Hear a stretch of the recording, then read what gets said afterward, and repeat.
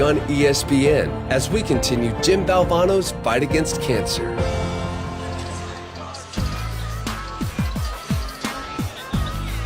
And we welcome you to the American Athletic Conference on ESPN. And right here, it'll be number 11, Florida State and UConn. It's the Never Forget Tribute Classic presented by United Rentals. As you take a look at the 9/11 Memorial, gorgeous tribute to those who lost their lives on September 11th, and then the 9/11 Museum. Chris Spatola got a chance to spend some time inside that yesterday. Game one of our doubleheader, and it was Mississippi State doing it from the three-point line. They set a school record with 19 threes, and Lamar Peters was such a huge part of that win as he set a career high with 28 points, career high for the second straight game. Inside the Prudential Center, and John Shambi and Chris Spatola courtside here in Newark, New Jersey. And here in this matchup for game two, you got UConn and Florida State. FSU ranked number 11. Some experience in the backcourt. That's the matchup that you like, right? This is delicious today. Yeah. It really is. I mean, it's a delicious affair. Experienced guards. Starts with Terrace Mann on Florida State. The senior leads them in points and rebounds and minutes. He really fills up a stat sheet. What a player he's become in his career at Florida State. And then this guy, the pride of Roxbury, Mass, Jalen Adams, almost 19 a game on the year, can really fill it up, explosive in the open floor. What a matchup that's going to be today. Yeah, they're going to need a big game, I think, from Jalen Adams in order to come up with a W today. UConn, as per usual, if it's in the tri-state area, they're usually going to get a lot of support, and their fans are here for this one. Maybe not standard UConn support, but still, there'll be a lot of blue in the building here for this one. Now, they've already played games at Madison Square Garden, and still to come, they'll play another at MSG as they will take on Villanova. First-year head coach Dan Hurley, named UConn's head coach, taking over for Kevin Ollie, was March 22nd. Last 2 years at URI took him to the NCAA tournament. That is a place that UConn was not able to get to a season ago, but he's got a lot of intensity, and he likes his team. He does, and if you want to start over, if you kind of want to start from scratch with a guy, he's the guy to do it. I mean, he did it, as you said, at Wagner, did it at Rhode Island, and he's trying to resurrect a program with tremendous tradition, tremendous history, and he has done that with his passion, with his enthusiasm, and as he told us today, he does. He likes his team. And you will see that passion and enthusiasm on the sidelines. We will show it to you all afternoon long, and a pretty big ticket list for Danny Hurley, who grew up close by. Meanwhile, on the other side, here's Leonard Hamilton, the all-time winningest coach at Florida State. It's his 17th season as Florida State's head coach. And how about last year, when they got all the way to the Elite Eight? They lost to Michigan there. They're the last team to beat Gonzaga. Only loss this year is to Villanova. He's got a talented team. You know, we talked about Marquise Reed not playing for Clemson. He's shorthanded. His leading returning scorer, Phil Kofer, is not healthy yet. He's coming back from a foot injury. You know, we saw him. He didn't practice today, but he was dressed and going through some exercises. He's not dressed for this game. There he is on the right in the sweatsuit, but Kofer should be back sometime in the next 10 days, and he'll help him out. Not dressed for this game. I thought you were talking about Leonard Hamilton. When you're in your 17th year, you can shed clothing and the tie, and you just go in a T-shirt under the coat. But look, Kofer's huge, but they've been able to sustain without him. You know, they play about 10 guys. They're long, they're athletic. They do a nice job with their defense, forcing turnovers, getting out in the open floor. Again, they've got good size up front that UConn's going to have to really deal with. But I think this game today is one in the open floor. Who can get out, get some easy baskets in transition? Yeah, Leonard Hamilton going with the same lineup that he's used so far. Is Forrest Savoy, who's probably their best shooter, Walker, Mann, and Kumaje. And meanwhile, On the UConn side, there's that quickness aspect with Gilbert, Vitale, Adams, and then Polly and Carlton will go up front. And so one of the things that UConn is going to try to figure out a way to do, and that is negate the size and beef of Florida State. We'll see if they can. Connecticut gets 42 points a game from their starting guards. So that's where you want this game to be played.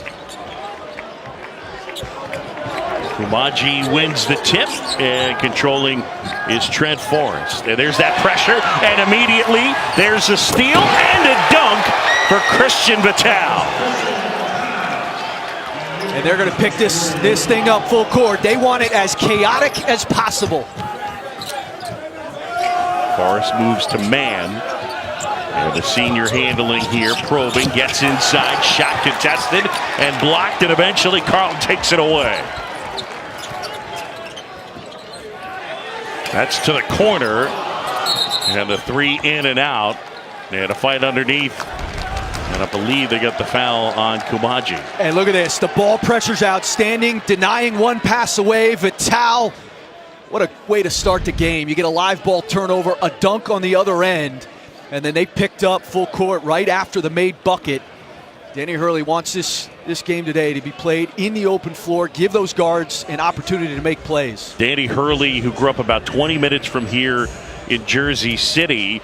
Now remember, his big move in terms of kind of bursting on the scene with success was at a high school. It was 8 blocks from here, where he built the program, St. Benedict's, that again, about 8 blocks from here, so he knows this area very, very well. But he started at Wagner, then moved on to Rhode Island, boarded Jersey City. He was, of course, a player at Seton Hall, coached as an assistant at Rutgers, super intense, and obviously his dad and brother with the connection, St. Anthony's in Jersey City. And obviously the school has closed but produced so many great players. I asked him about the ticket list. He said, my wife is handling it, and every person that texted him about tickets, it was, here's my wife's contact number.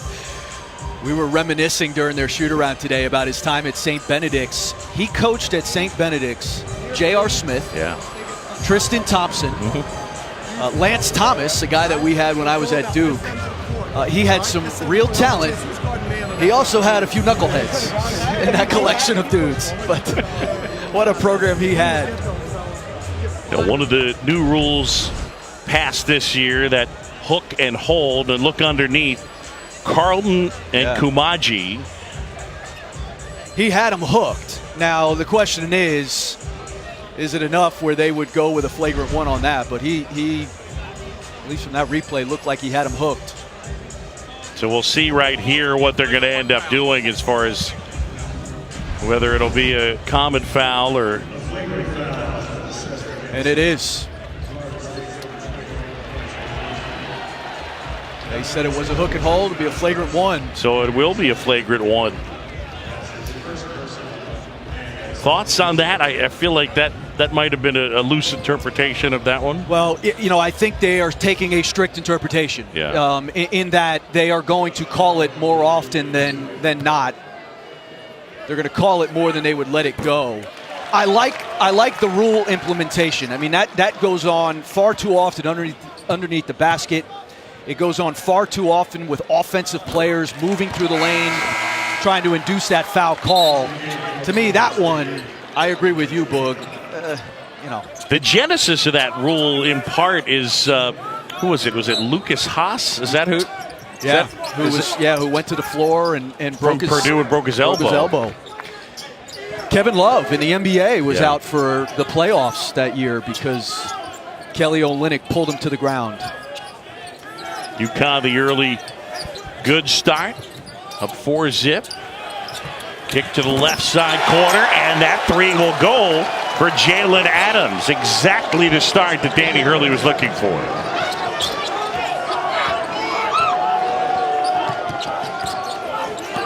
This is a super experienced Florida State team. That's a new term I just invented. It's super experienced. Three is a little too strong, and that one pulled down. The rebound by Vitale. Gilbert pushing up ahead, and then the hesitation.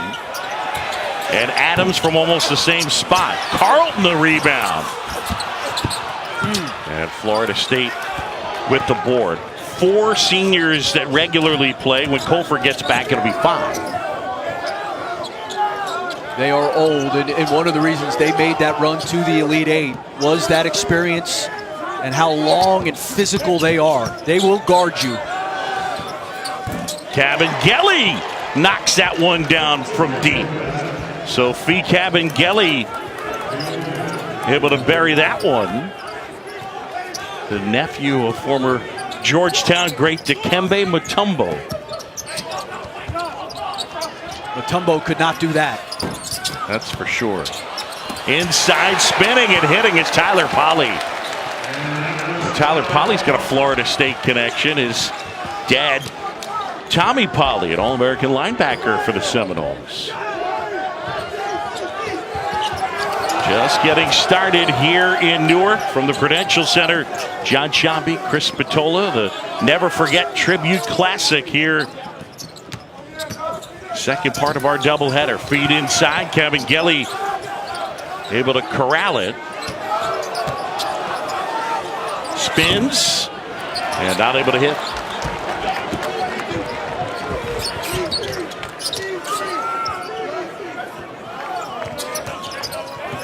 Gilbert trying to feed inside, and Carlton maybe didn't explode to the space quite as quickly as he needed. You got to roll hard right to the front of the rim, and it was a good idea by Al Gilbert. You got to go harder than that if you're Carlton. 9-3 UConn here in the early going. Connecticut plays so hard on the defensive end. I mean, that is the impact Danny Hurley has had. They're going to get into the ball. Look at that hard hedge right there. And they're going to deny one pass away. Danny Hurley is just losing his mind. Gun feed inside. And Cabangeli off the feed from man. And then the foul. And they get the foul on Carlton. Well, he went apoplectic when the ball was saved by the official. Hit Chuck Jones, the official on the far side. So they're saying no basket there. I'm confused by the rules right now. I'm just watching Hurley. That's entertaining. Wow.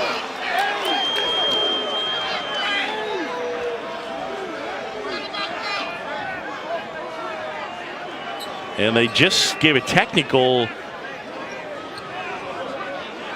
Did they go both ways, or is it just a Florida State?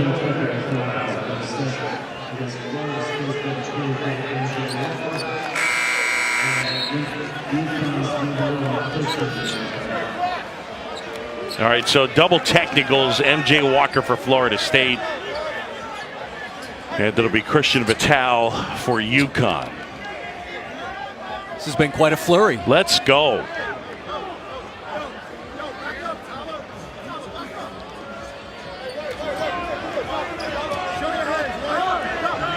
So we're back to the monitor. Yeah, we are. For those counting at home, we had the hook and hold, went to the monitor.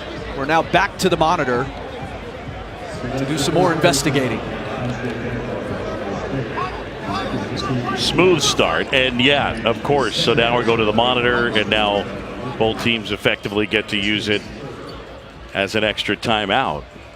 9-3 UConn in the early going, as Jalen Adams has gotten off to a good start.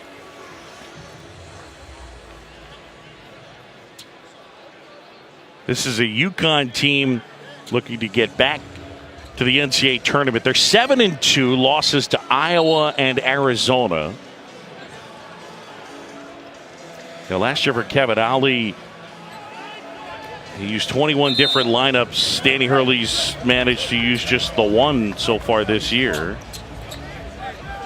Well, you know, look, the impact that he's going to have is we talked about the energy, the passion, the enthusiasm. This team is playing harder. Yeah. I think they're competing. But let's not forget now, they're still the same players from a team that only won 14 games. Yep. So how Danny Hurley can draw that talent out as this year moves forward, we will see. Get the foul on UConn's Terrence Smith. Danny Hurley a little frustrated. Terrence Smith, who played for Danny's dad, Bob Hurley Sr. at St. Anthony's. So Florida State trying to cut into a 6-point deficit. Walker looking for space. Look to feed inside. And out to Tariq Gilbert with the good hands. Gilbert probing, gets inside. Good look. Feeds inside for Carlton, who couldn't hit. Carlton dives for the loose ball, can't get it, but it ends up with UConn.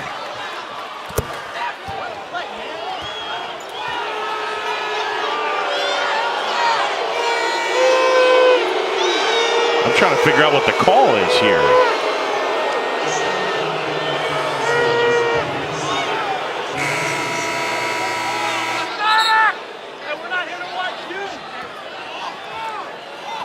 That face is awesome. I'm sorry, it's as expressive as it gets. He just wears it on his sleeve.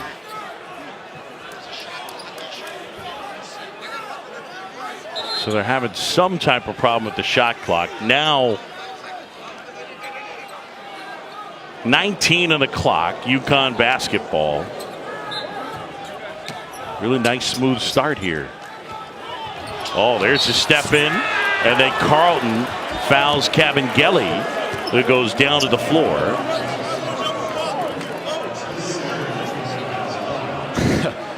Well, it's been a choppy start to say the least. You know, that play right there by Cabangeli, though, was a heck of a play. I mean, that's your 6'10" center getting out, contesting that passing lane and making a play. And this is me trying to analyze the one play we've had in the last 5 minutes, John Shammy. I know it. Just waiting for more Weather Girls references. Man, a little crossover. Kick over to Forrest. Cabangeli not able to follow. Rebound pulled down by Adams. And here comes Terrence Smith. Nice move. And Gilbert gets fouled as he meanders inside. Our under 16 timeout. Danny Hurley fired up. As UConn Huskies up 6.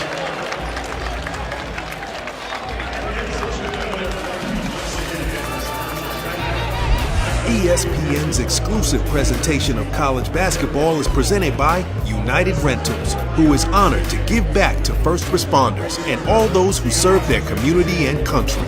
And in part by IKEA, where whatever your dream is, we can help you make it. And Mountain Dew. Do the do.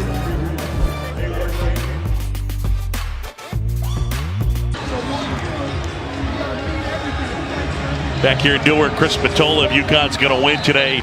Likely they'll need a big game from that guy, Jalen Adams. They definitely are. He's an electric guard, and he's been more efficient this year than he's ever been.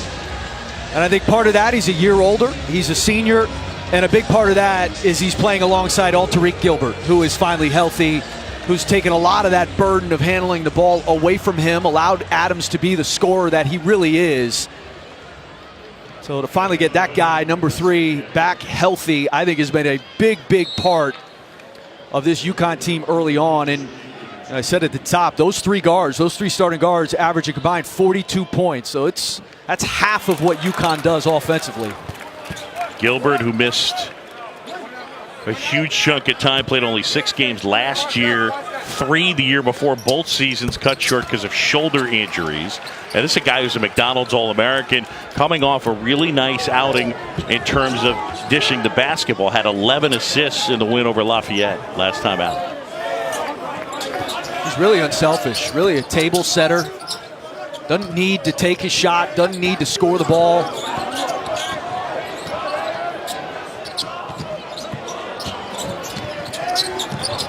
Feed inside, Nichols.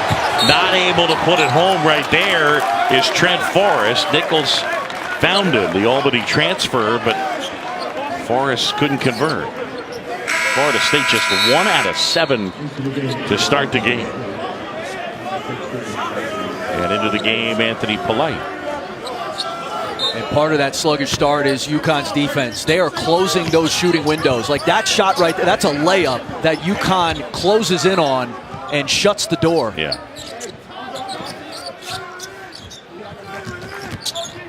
Nichols, a little hesitation off one foot, and that'll go. How do you like that? Love that. He was a prolific scorer at Albany. Was an All-America East player. And he's 22 years old, which helps. Got off to a slow start. Started the year 0 for 10 from 3. But how about this? Little off-balance one-footer. I dig it. Yeah, no doubt. And he got himself on campus and got connected with their two alpha dogs, Mann and Colfer. And he is getting better and better in a Knowles uniform. Under 10 of the shot clock. Gilbert, crossover, shot. Wow. Wow. A little hot sauce there. He had the big fella on him, and for guards, your eyes light up. What a change of direction into the pull-up. Mann turns the corner, hangs, and hits. Count it. The senior with the bucket. They got the switch, and look at him. He backs it out, and then this is where your eyes light up as a guard. Little hezzy, change of direction. And then on the other end, Terrence Mann, the senior, responds. What a year he's having to this point. Leads them in scoring, in rebounding, in minutes. And you and I had a chance to talk to him on the phone. How engaging is he? What a terrific kid. His mom, the head women's basketball coach at URI. And he's got some family in the area. I think they said he had in the neighborhood about 15 tickets here for this game. Inside, Eric Cobb is checked in. He gets rejected by Cabangeli. Out of bounds, it'll stay with UConn. Cobb has definitely been a help for Danny Hurley's team, but right here, swatted. No wag of the finger, though. You can't like steal his that, uncle. right? Can you? No. How active has he been, though? What a redshirt sophomore, going to be a terrific player. Gilbert uses the Euro step and ends up with Cabangeli. And now Walker. Walker, jump shot. And now Nichols sets it up. Yeah, nice job by him, getting organized. He'll try a three. Got it. David Nichols from Chicago. He's got 5. The transfer from Albany.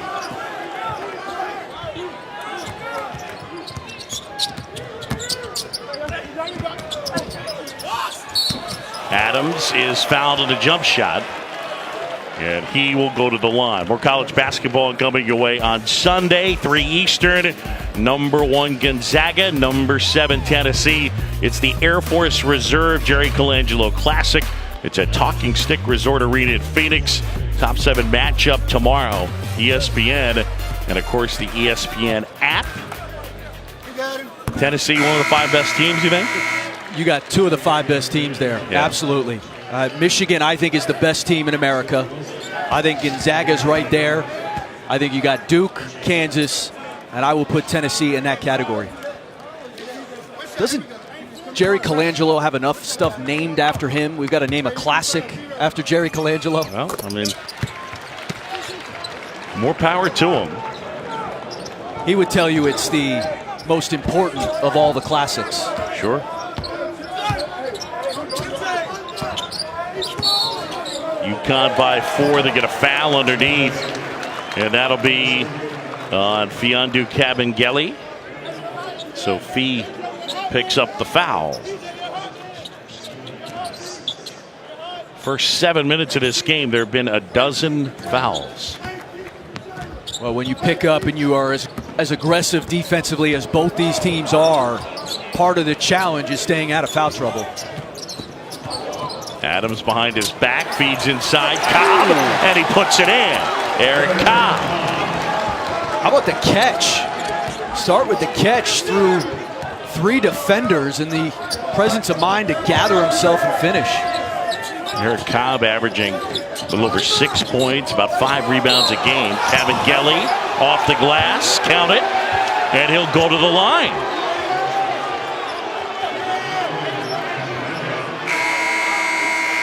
Fee Kabengele is a monster. Look at this move, 6'10", 250 pounds. Puts it on the floor to his right hand. The body control to absorb the contact, play through it, and finish it with a nice little deft touch off the glass. I would say more coordinated than your standard 6'10" guy, right? I mean, he grew late, and he's pretty impressive. He's more coordinated than most 6'1" guys. Yeah. He saw me walk into the building today. Kabengele off the mark. Cobb the rebound. Eric Cobb, he made 8 field goals all of last year, was a non-factor, and he has been a big contributor so far this year. A turnover in that spot, and Florida State will have the basketball back the other way, down 3. Those are the kind of turnovers that have killed UConn in the early going of this year. I mean, just an unforced, unnecessary turnover that puts so much pressure on their defense. Jumper there, and Raekwon Gray steps inside the 3-point line, knocks down the jumper. John Shambi, Chris Spatola from the Never Forget Tribute Classic here in Newark, New Jersey. 3rd annual Never Forget Tribute Classic. Second part of our doubleheader. Mississippi State will win over Clemson in the first one.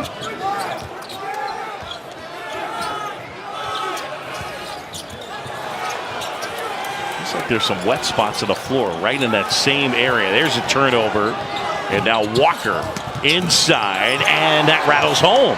MJ Walker and the Seminoles have the lead. It's a 7-0 Florida State run.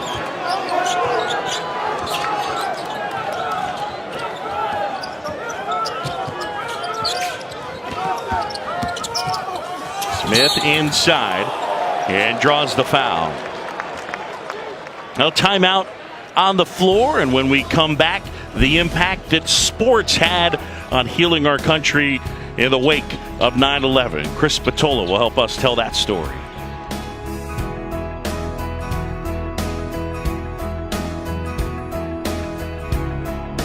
We're here at the 9/11 Memorial Museum in New York City for the Never Forget Tribute Classic. We're in an exhibition space that's documenting the effect sports had in the aftermath of 9/11. The first professional sporting event in New York City after 9/11 was a Mets-Braves game. We all remember Mike Piazza's 8th inning home run that took the lead for the Mets in that game. I remember the home run, but I remember the reaction from the crowd, the euphoria, the smiles. What an effect that moment had on this city. And who can forget the Rangers' first game at Madison Square Garden, when Mark Messier was handed a New York City firefighter's helmet and he put it to his heart during the national anthem. What a magical moment that was from Mark Messier. And on a personal note, I was a senior at Army, a captain of the basketball team on 9/11. And I remember the Army-Navy football game that year like it was yesterday. I remember the buzz in the crowd, the patriotism. I remember both teams running out of the tunnel with the American flag. There's no rivalry in sport like Army-Navy to me. But on that day, both those teams were unified. They were brothers. They were together out there. That's the incredible impact that sports can have. Well done, my friend. Now, the Never Forget Tribute Classic helps to raise money. It's in support of the Families of Freedom Scholarship Fund, the fund that started within a week of the 9/11 attacks. It provides education assistance to children of those killed or disabled in the September 11th attacks. To date, it's provided close to $155 million to more than 3,500 recipients. It'll continue through 2030. But there's no doubt. I know, I was working in baseball when September 11th happened. I remember seeing, as a New York City kid, seeing Mike Piazza hit that home run. And he hit it, by the way, off a New York City kid, Steve Carsey, who grew up and went to high school in Queens and in Middle Village, Christ the King. And I still, every time I watch that home run, I get goosebumps. And I did not grow up a Met fan. It's pretty powerful. And there are so many different moments that I think ultimately helped heal people individually and collectively. Well, what they've done with that museum, I mean, that was, we went over there yesterday to film that stuff, and that was as moved as I have been in a long time. And to see, you talk about the crowd and those sports moments. I mean, to see the faces in that museum yesterday, all these years later, they've done an incredible job with that, and the money that's been given to this foundation is remarkable. Yeah, such a good cause, helping to assist the families of those that were killed in September 11th, and as well those who were disabled. And it continues on. Umaji not able to finish after grabbing the offensive rebound, and now it's Terrence Smith. Nichols out on him. A 1-point game. UConn with the lead. Close in on 10 to go first half. It has been choppy both ways. 15 total fouls in this first half. Adams looking for some space. He's got the big on him. Ball deflected all over the place. And then flipping it up and in is Sidney Wilson. He's only been eligible for a few games, but after that ping pong, he collected it and put it in. And an offensive foul. Good work by Kasum Yakwe as he was able to draw the foul. The St. John's transfer. With Kamaje in the game, UConn, especially on that last possession, trying to involve him in every single ball screen that they can, to either get him to have to hedge, to get him to switch, but most importantly to pull him away from the basket. So that last layup comes with Kamaji having to recover from the perimeter. And for Leonard Hamilton, the way he's played it this year, it's either been Kamaji or Kabengele. They're not on the floor at the same time, rarely. Nice work. Knifing inside for the bucket is Kasum Yakwe. And Nichols able to answer. Well, David Nichols having a nice first half. He's got 8 points. He averages a shade under 5.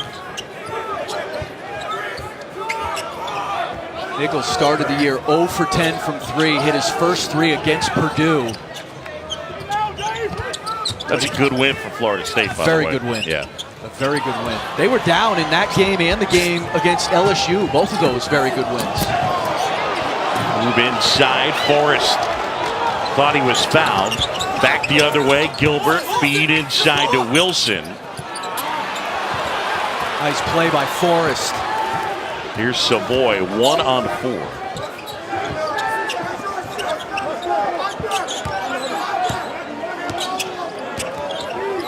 Nichols will try. Got it. He's feeling it here in the first half. 11 points for David Nichols. And if you're going to go under that screen, he will step behind it and shoot it. Smith inside. The little teardrop. Kamaji the board. Yeah, the Seminoles a 1-point advantage. Looking to stretch the lead. To the corner, Raekwon Gray. Kamaji, all 7-4, offensive rebound. And they go possession arrow, and it belongs to UConn. Sometimes a guy is just bigger. But he had to release it. I like the call. It's a good call. But how about the snatch of the board right over the top? You know, Chris Kamaje speaks 5 languages. Boom. I have a hard time with one. It's challenging for me as well. I'm saying the language, not your handle on the language. was doing a game with, I guess, Stanford last weekend, and Oscar da Silva speaks 6 languages, Stanford player. Here's Smith, grabs the loose ball, now the kick back. Adams wide open, and he couldn't hit it. Rebound pulled down by Mann, and the senior pushes ahead.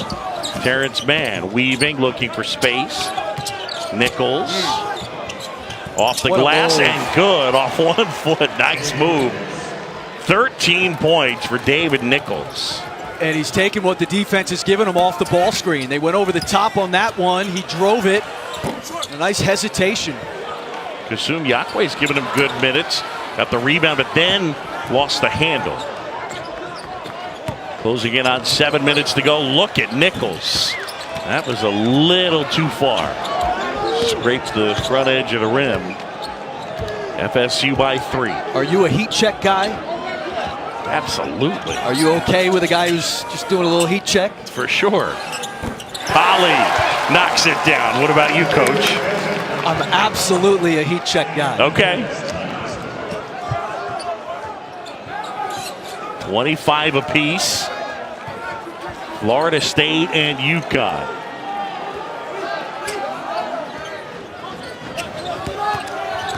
David Nichols giving him good minutes here in the first half. Kumaji gets double teamed, step back. UConn the other way. Here comes Jalen Adams. The lob and the throwdown. And Terrence Smith, yeah, the Jersey kid, gets the dunk. He's got 4. Terrence Smith, who had to commute about an hour every day to play high school basketball for Danny Hurley's father, Bob, at St. Anthony's in Jersey City. It's back and forth, baby, like we thought, in the open floor. David Nichols, you better step up. Too late. And out on the other end, a little flare, a little alley-oop. Bottoms.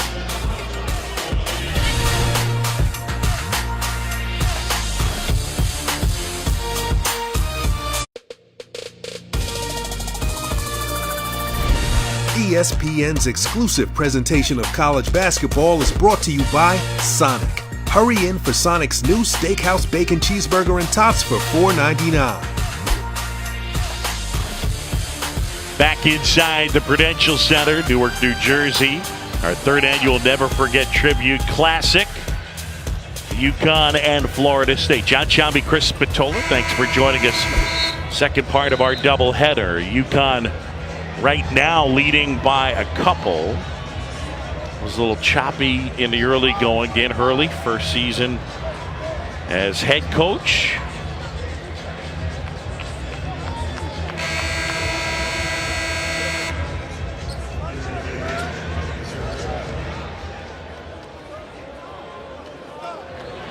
I know that guy on the left and a guy on the right. Yeah. Kemba Walker in the house. Jeremy Lamb on the right. Charlotte in town to take on the Knicks, and that's tomorrow night. So Kemba, who grew up in New York City, went to Rice, which has since closed. But he, by the way, is turning into, I mean, it's as fun as he's been to watch in the past. You know, you're talking, he's, at least at the moment, in, you know, they're talking about first team all NBA type stuff. He's had a heck of a year, and for his stature to score the ball the way he has, I mean, look, he's one of the great guards to obviously ever play at UConn. One of the great guards, the run he had at UConn as a player. That run that team had with he and Jeremy Lamb. Saw Mitch Kupchak earlier doing a little scouting. I think he's the GM, right, of the Hornets. I could not get over how many big shots he hit in that postseason. And there is Kabengele with a bucket and the foul and a chance to give him the lead. Fee Kabengele's got 11. What a first half he's had. I mean, just a set play. You get him slicing right to the front of the basket there.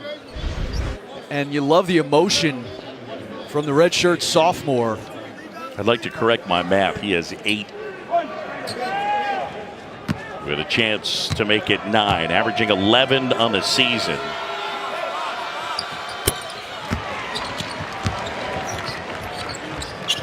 Leonard Hamilton's team leading by a point. Ranked 11th in the country. They got some good wins over Purdue, LSU. The only loss for the Noles to Villanova. Under 6 to go here, first half. Cobb with the give off. Smith inside, finds Cobb again, and then stepping in is Nichols, and they get him for the foul. Just a steady diet of ball screens. And they are putting, it doesn't matter, Kumaje, Kabengele in those ball screens and forcing Florida State to have to defend them. So Nichols commits the foul. Cobb will go to the line. Just 2 for 7 from the stripe so far this year. And too strong on that one. Rebound pulled down by Gray. Raekwon Gray, the redshirt freshman. Nichols probing the defense, gives off.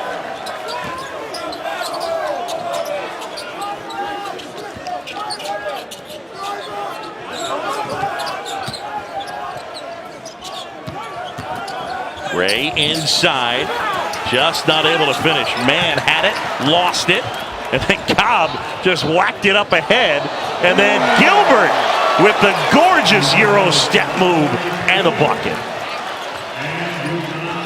What a move by Gilbert. Now Tariq Gilbert with the gorgeous bucket.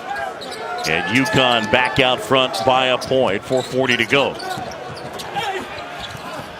Left hand wouldn't go. Trent Forrest just couldn't finish.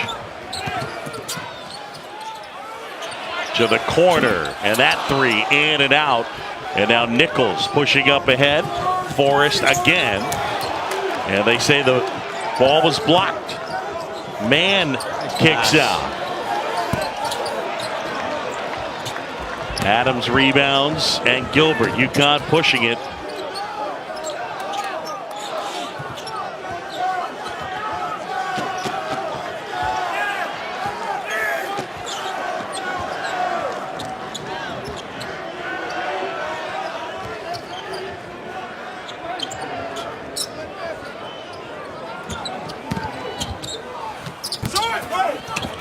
Shot a little short, whacked back out. Adams hangs, no contact, no call at least. Now Kabengele, Gray to the corner. This has not been an offensive Mona Lisa. It hasn't, and I think a lot of it does have to do with the defense. I mean, both these teams are so aggressive, and you have to make plays. And a lot of it, they force you to make individual plays. Yeah. And that's why both teams, when they get to the half court, are pulling it out and wanting to run something to get themselves organized. Yeah, both these teams play hard. Shot clock violation. Danny Hurley absolutely loving it. His UConn Huskies up by a point. He's at home here in New Jersey. Right now, we send it to the studio. My man, John Brickley.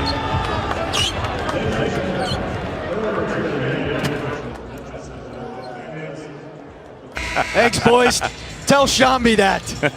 I was not dogging you for it. By the way, Army-Navy. How about that? Army wins it 17-10. 3 in a row. Let's go. Let's do this.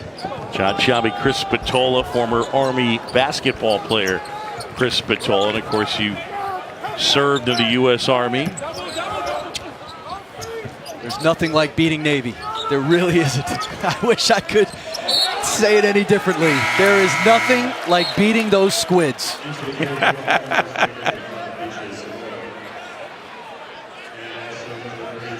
What was the atmosphere like when you played them in hoops? It was a big deal in that?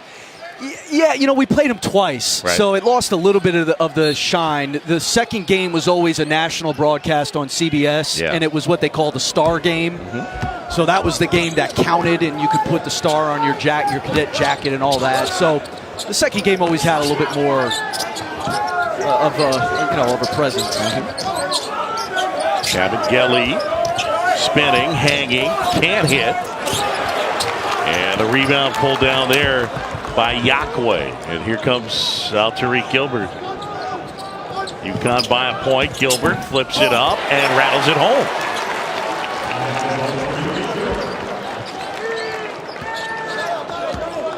So UConn by 3. We close in on 2 to go. Gray inside. And 1 for the freshman, Raekwon Gray. Nice move. He goes 6'8", about 260. He's lost some weight. They'd probably like him to lose a little bit more, but there is a physicality he brings. There is, and a diversity. He's got a very diverse offensive game. And I think as he has played more this year, the game is starting to slow down for him. Leonard Hamilton telling us today he still has to lose a little bit more weight. He moves well for his size now. Losing a little bit more weight, he'll obviously move better, but I mean, he was a winner in high school. Led his high school Dillard to 2 state championships. Out of bounds, and it belongs to Florida State.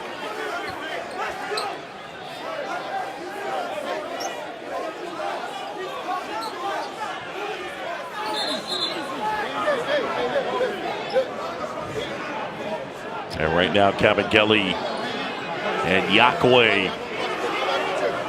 It's gotten very physical.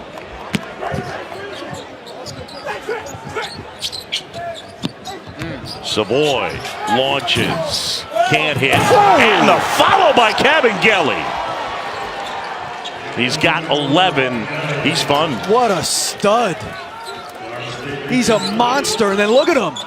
Talking to the ball, emotion.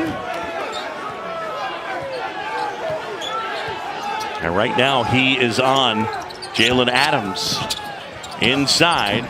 Adams can't hit, rebound by Mann, and then they get the foul on Jalen Adams.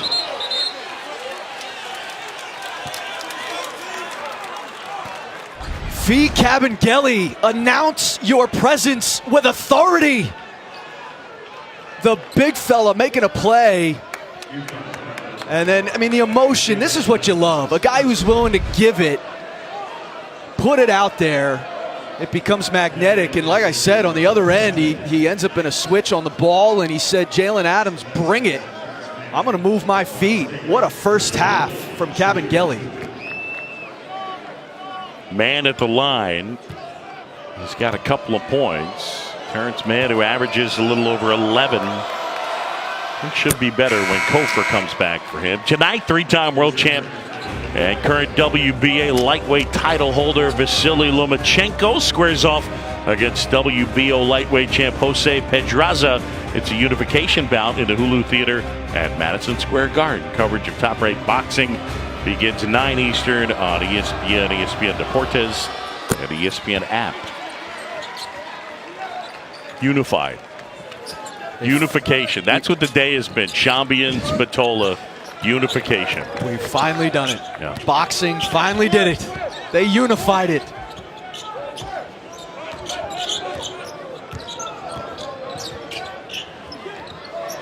Wilson fires. Little strong. Cabangeli fighting for it. Rebound pulled down by Yakwe. Left hand, and it goes. How about the St. John's transfer? Skying for the offensive rebound. The putback, he's got 4. UConn down a point. And a nice shot over the length of Cabangeli, who challenged it.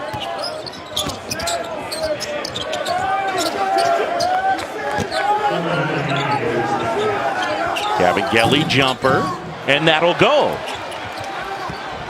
He's got 13. UConn will call timeout. 30-second break, and we'll take it with them.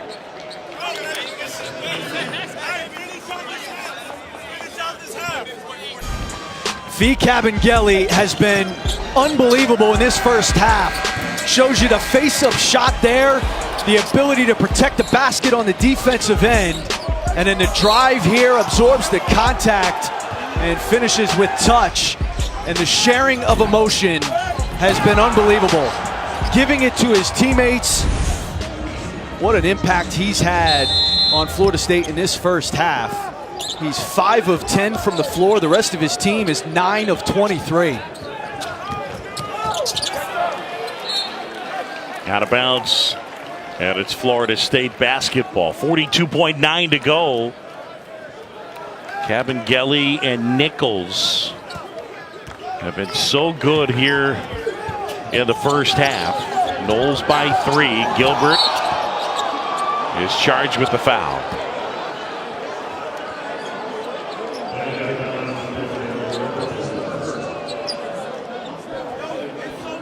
Danny Hurley right now having a chat with Chuck Jones.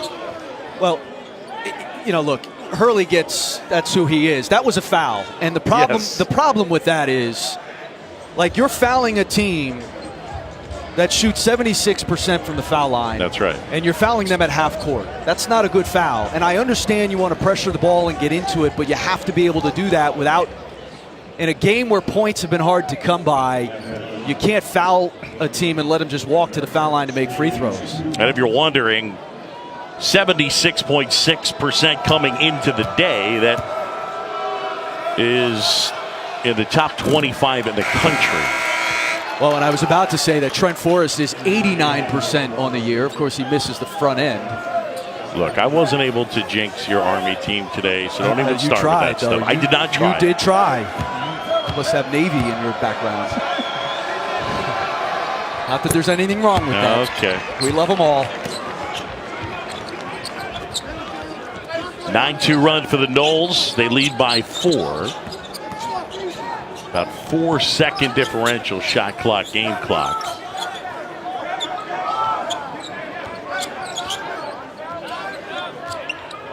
Danny Hurley calling out the play.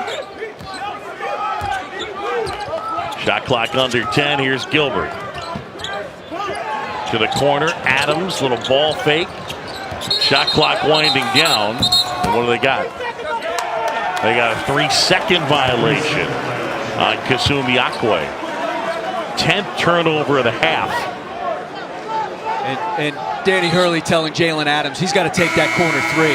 I think he saw Cabangeli chasing out and passed up on the shot, but you got to put that up there.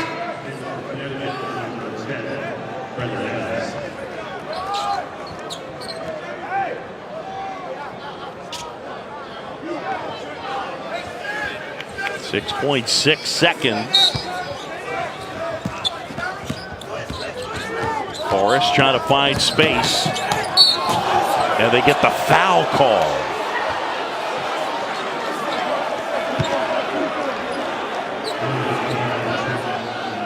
Two seconds left on the clock, and the foul call, and Forrest will go to the line. What do you think here? I think it's a foul. Yeah. I mean, there's no question about that. Yeah. Brendan Adams impedes that progress, runs right into him essentially, and it's a bad foul.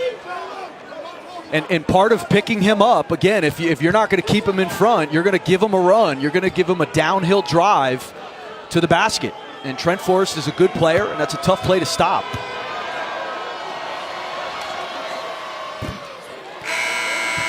Forrest, the junior from Shipley, Florida. Mentioned it's an experienced team. The seniors, Savoy, Nichols, Mann, and Kumaji. And then they still have Phil Kofer, who probably will be back for their next game. That's, I think, 9 days away. They have Southeast Missouri.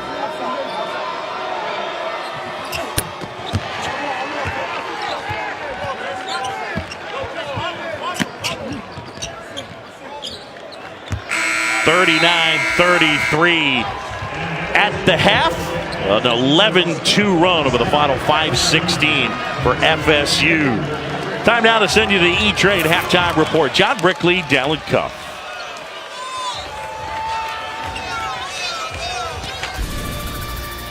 Welcome back to the Never Forget Tribute Classic, presented by United Rentals. We are at the half, and number 11 Florida State leading UConn 39-33.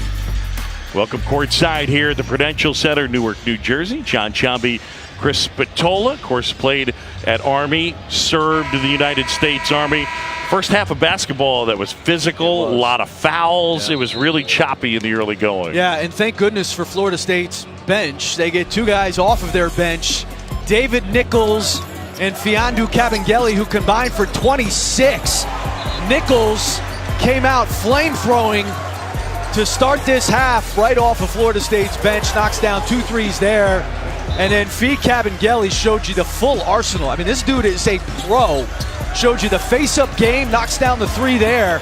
And how about the cleanup on the offensive glass on this one? Shows you the strength and the violence at the basket. What a half he had. But it was a struggle. Like you said, Boog, it was a struggle. A lot of fouls, a lot of turnovers, a physical affair. 11-2 run to end the first half, final 5-16. Jalen Adams, their leading scorer for the Huskies, averaging 19. He's got 3 in this one. One other note on Nichols. Don't kid yourself. Albany transfer. 13 is a high now for Florida State, but he is really acclimating himself. He's a guy who's had 40 in a game. He had it when he was with Albany against Hartford, so he can score. There's man, and that 3 will go. And just that quickly, the lead is 9 for the Seminoles. They got to get Jalen Adams going here. They need to get Jalen Adams going, and it was not a good end of half for UConn. Again, 2 fouls. You give up 3 points on free throws to Florida State. That ballooned the lead. Gilbert flips it up. Rebound pulled down by Kumachi. And the other way goes Forrest.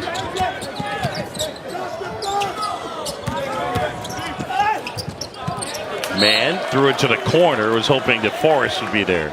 To your point on Adams, talking to Danny Hurley at the shoot-around today, he said, look, in games like this, or the game against Arizona, Jalen Adams has to get a big number. Yeah. Like we are not that prolific a scoring team where he can be absent. We need him to have a big number.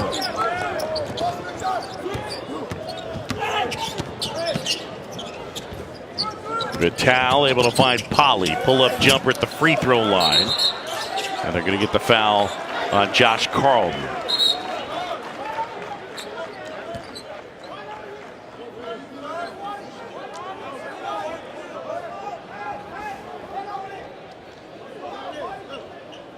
What do we got going on here? So it may be another hook and hold. You know, and this is ironic because we had one in the first half on Josh Carlton. You and I just spoke to the official about a minute and a half ago about this call, and he said, look, if we see it, we have to call it, and that is going to be a flagrant 1. We had a play last year where Lucas Haas got hooked and held. I'll give you the right tense there, Shambi. Yeah, we'll be diagramming sentences later in the second half. Sorry. And he was injured for the tournament. And we saw the play with Kelly Olynyk to Kevin Love in the pros. Yep. He was out of the playoffs, and the official told us at halftime, he said, if we see it, they want it out of the game. Yeah. The hook and hold, they want out of the game.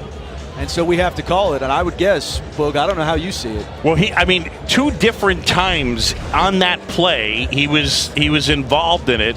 This is kind of the second part of it.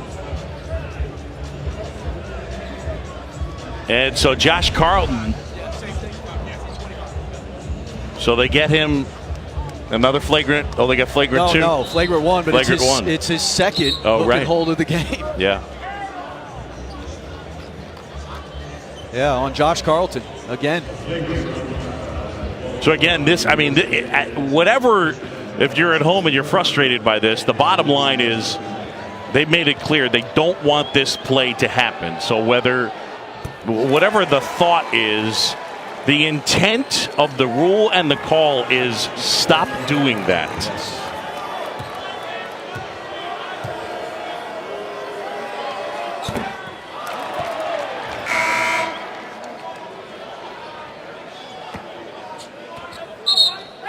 Florida State by 10. John Chambie and Chris Spatola with you. Leonard Hamilton looking on. Coach Hamilton leading his team to the Elite 8 last year. They lost to Michigan. They're the last team to beat Gonzaga. You know, an amazing thing about Leonard Hamilton, he's in his 17th season at Florida State. In his time at Florida State, he has only had 2 kids not graduate from Florida State. And both of them are back getting their degrees at Florida State. One of them was Al Thornton, who was a lottery pick. Yep. That's an unbelievable number. My first experience with him was down in Miami, where you want to talk about the yeoman's work to build a program out of nothing. And he talked about when he first got there, Miami alums going to him and asking, hey, where do you guys play your games? Right. And his final 3 years, he took the Hurricanes to the NCAA tournament. I think it was the first time since the early 60s. And I mean, they were playing in front of friends and family at that old Miami arena in downtown Miami. Well, you want to expand that number. I mean, look right here. Three of their best finishes ever under him. And you expand that graduation number to Miami, so that's 25 years as a head coach. He's had 5 kids, 3 at Miami and 2 at Florida State, who did not graduate. Think of all the kids he's coached in 25 years. Yep. That's a remarkable figure.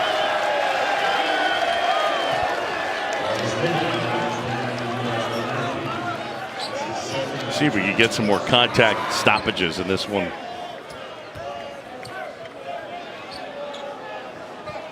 (43-33). Danny Hurley's team got to figure out a way to get some offense going. And obviously, you know, look, Florida State, Leonard Hamilton's team's known for the defense that they can put on you. And there, Kumaji comes up with a block, feed up ahead. It's man and the dunk. He reversed it and used the rim to protect himself. And then to steal. Toss up ahead, it's man. Man, left hand. And the follow in the dunk, MJ Walker. If you dunk it, they will come, Ray. If you dunk it, they will come. The boat rocker, how about the rim rocker? From Terrence Mann on his Field of Dreams. John Shambi, a baseball reference for you. I just got it. I literally just got it, Ray.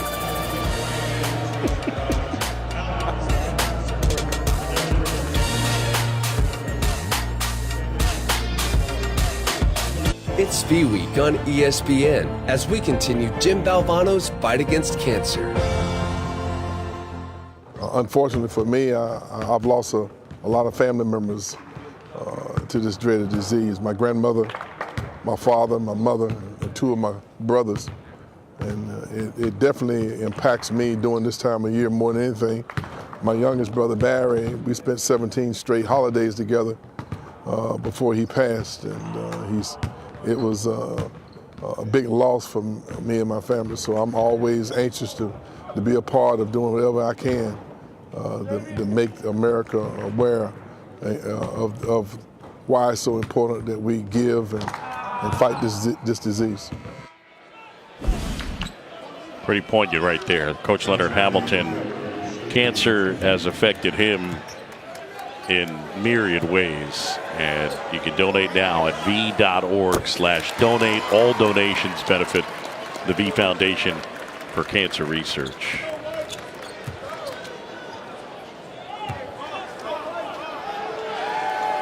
Terrence Mann at the line knocks it down. Chris Spatola, you were magical. 8-0 Florida State run.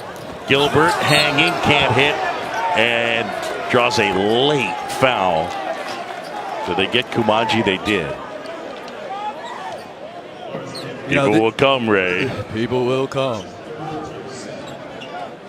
Sorry.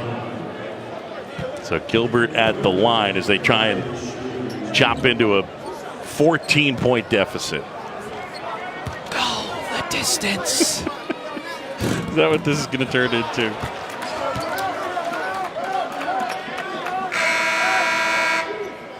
And here comes Fee Cabangeli as Kumaji will grab a seat.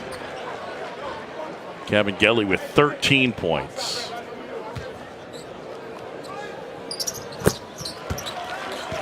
Gilbert gets that one, 13-point game. And here's the pressure with Wilson on the ball.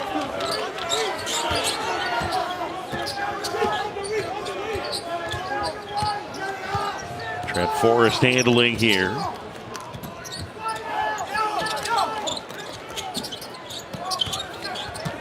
Man backing down, ball fake, flips it up and rolls it home.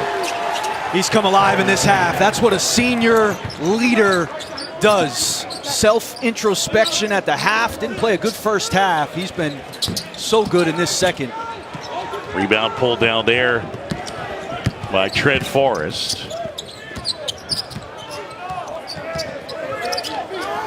And now they'll set it up. Inside, Cabangeli kicks to the corner. They haven't been able to get Savoy open looks. Right there, Walker not able to hit. And they get a foul underneath. And it's on UConn. All right, coming up on Sunday, more basketball coming your way at 3 Eastern. Number 1 in the land, Gonzaga takes on number 7, Tennessee. It's the Air Force Reserve Jerry Colangelo Classic. It's at Talking Stick Resort Arena in Phoenix. Top 7 matchup tomorrow on ESPN. 3 Eastern, Tennessee and Gonzaga. How about Gonzaga? The schedule that they will end up playing in the non-conference. Yeah. Duke, Maui. They go to Creighton. They've got this game here. You've got them against North Carolina. Yeah, that's next weekend, next Saturday. I'll be there with Dickie V and Allison Williams. But first things first, number 1 and number 7. I feel like, remember they used to do the battle in Seattle? And Gonzaga and Tennessee played a few times. I know I had one of them out there, but they played at the old Key Arena in Seattle. And Mark Few's got another super talented team. I'm always interested to see the way it plays out, because the other thing is you do these tournaments early on, and they're going to say it's another hook and hold.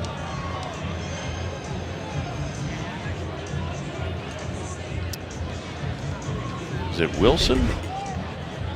Yeah, and again, it's kind of an inverted hook, but it's nonetheless, it looks to me from that replay like he is holding him with his off arm. Yeah. Yeah, he's got it. Yeah. Yeah, he does. It's going to be the third hook and hold called on UConn in this game. And by rule, they've all been the right call. Yes.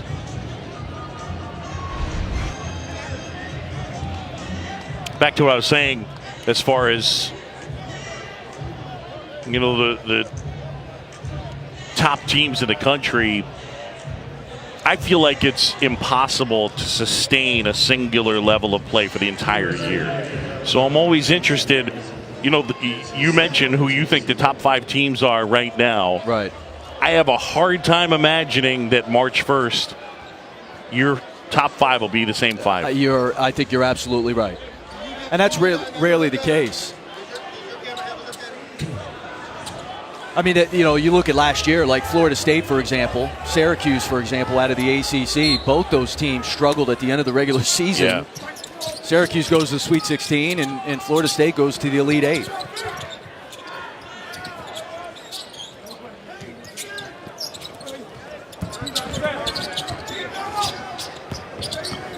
Savoy splits the defense and then was hoping that Forrest would move a little to his left. It's a turnover. 9th turnover on the Noles. They still lead it by 15. 16:09 to go here, second half. And it started in much the same way that the first half started, with stoppages. And let's go look at the monitor. Oh my gosh. Well, and part of it is the officials are having conversations with these 2 head coaches. I think Terrence Mann has blood on his jersey. Or did it rip? Okay, it ripped. I was going to make a suspenders joke there. I was waiting for it. Yeah. They're going to go in and get his alternate. But like Danny Hurley, a little frustrated right now. His team down 15. And Florida State continues to play really hard. Adams gets inside and one. Jalen Adams. Heck of a play as he absorbed the contact from Kabengele. And he'll go to the line and have a chance at a three-point play when we come back. Florida State leading this one by 13. Heck of a move by the senior from Roxbury, Massachusetts. ESPN's exclusive presentation of college basketball is presented by United Rentals, who is honored to give back to first responders and all those who serve their community and country. And in part by Nissan, innovation that excites.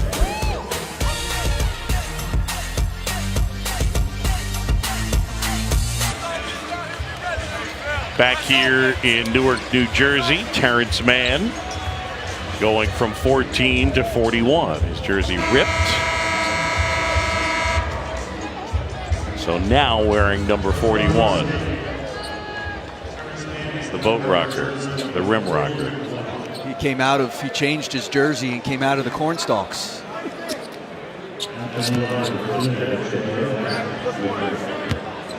I could do this all day. All day, Bug. I rewatched the movie just for this moment. Oh, man. Kabengele pushes, and now the kick out. And here is Terrence Mann.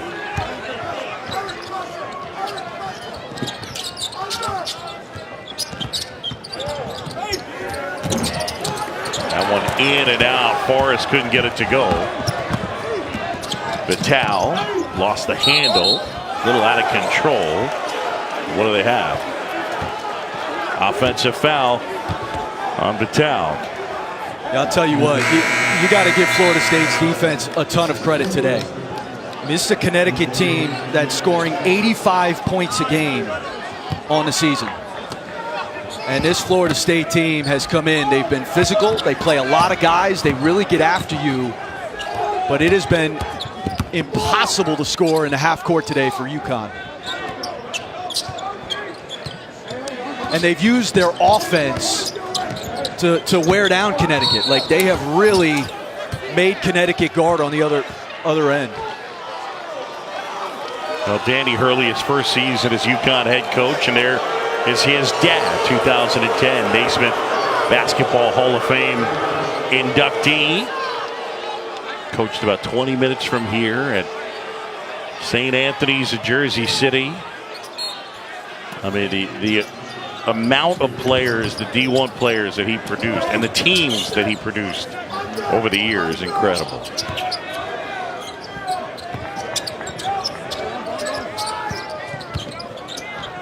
Kick to the corner, Mann. And underneath, and they get the foul on Kabengele.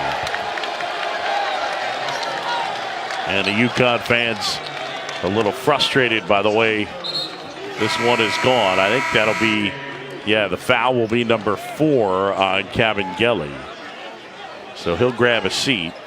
So at the 15-minute mark, some foul trouble for one of the FSU bigs.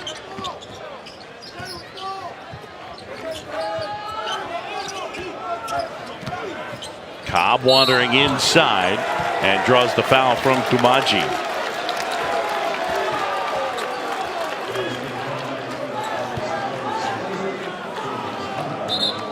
That big position for UConn is really a position where Dan Hurley has kind of thrown a few guys at the wall, and you see which one sticks. I mean, he starts Josh Carlton. He brings Eric Cobb in off the bench, who's had his moments this year. But it's a position where they're trying to find at least a level of consistency. Yeah, I mean, depending on sort of what you're looking for. I mean, I think so far Carlton, I think it, at times been disappointed with what he's brought. And then, you know, they got some good minutes from Yakwe. I think they got Savoy for going into the lane too soon.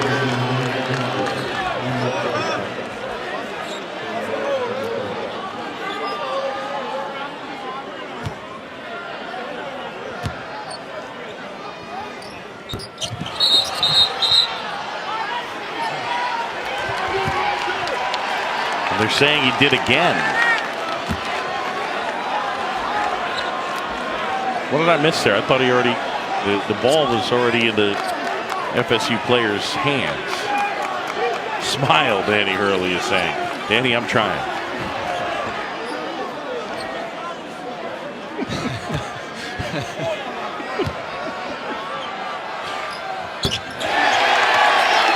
Cobb bangs the free throw, and the deficit is 11.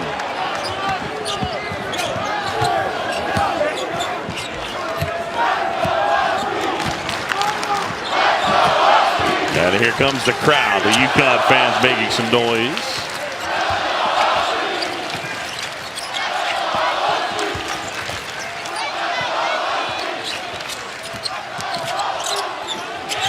Forrest.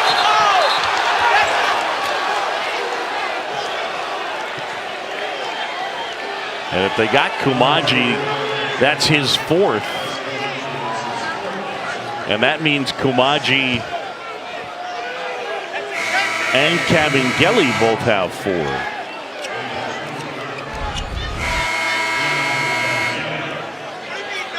4. On a good play there by Gilbert, and then he gets grabbed from behind. Not a smart foul by Kumaji, especially with 3 fouls on him. All right, so let me correct it. Kabengele's got 3.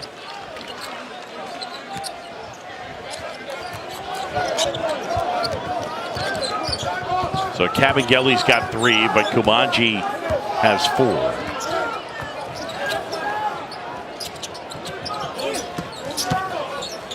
Wilson inside. Good rebound. Yakwe flips it up. Wouldn't go. Rebound Man. Man pushing. Man inside. Off the window. Offensive foul.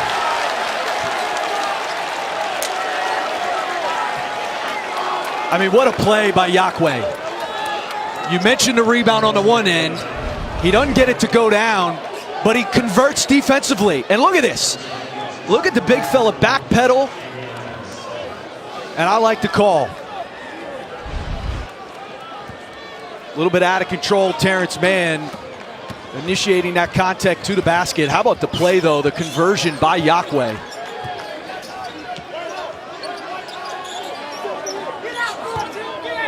UConn's got to find a way to put the ball in the basket. Yeah, it's been a real struggle in the second half. Yeah, there's a takeaway. Forrest, good night. Wow. As he gets the steal and the dunk. He's got 5 steals in this game. That one led directly to a bucket, I'll say. Smith inside. Ball is tipped. Man ends up with it.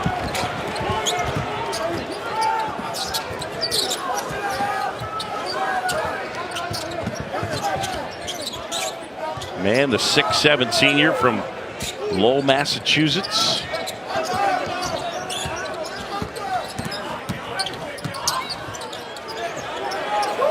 Shot clock winding down. Shot clock at 3. Man off balance. That one in and out, but tipped in by Savoy. That's not normally his game, but the guard wandered in there and was able to get the tip. Adams, the feed out. Terrence Smith. And Savoy secures it. Now Man up ahead. Nice catch. And they get the foul on Jalen Adams as Kabengele got it close to the bucket. A live ball turnover, crushes you, and I like this. He slow plays it, and then he goes disco. I mean, he kind of read the defender behind him. He slow plays it, and then, man, the the ability to elevate like that, I can't relate to that, but it looks so nice. And you know, that's what has killed UConn this year. In their 2 losses this season to Iowa and Arizona, they turned the ball over 34 times in both of those games. And it's killed them. And again, it's a defense that has not yet established its habits. It's growing. You turn the ball over that much against good teams, you're killing yourself. Nice move there as Terrence Smith was able to finger roll it on the reverse. 13-point game, closing on 12 to go. Here's the freshman, Raquan Gray. Feed inside, and Kabengele draws the foul from Kasum Yakwe. I'll tell you what, you know, I've watched a lot of tape on Florida State. I have not seen the Fee Kabengele that we've seen today. This dude is a pro. I mean, that is a pro, bona fide pro. There are scouts in this building today. I don't know if they came to see Kabengele or not, but he has shown you the full arsenal. He is strong. Explosive. Yeah. My word, he's showing you a little finesse, a little touch. His ability to protect the basket. He has stepped out and defended the ball.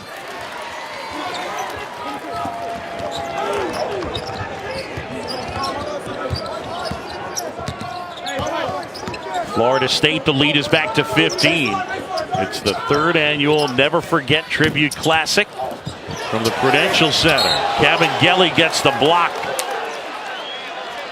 But they're going to say he's charged with the foul. Now he's picked up his 4th 15-point advantage for FSU.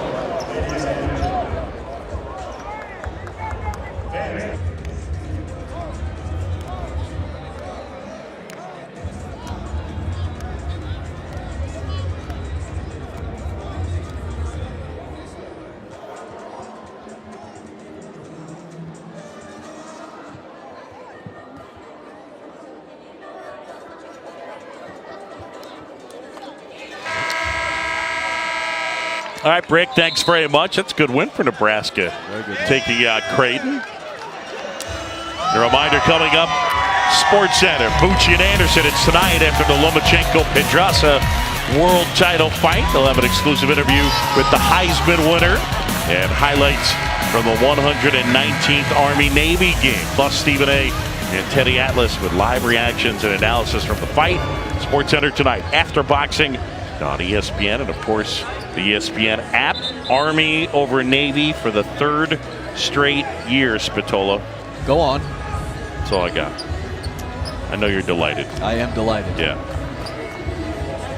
And I'm delighted to celebrate Army's 3rd victory, straight victory over Navy with you today. Mm-hmm.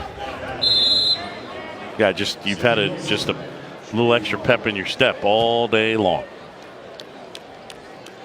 Have you been to an Army-Navy game? I have not, and I need to do it. That's on the bucket list. I mean, for sure.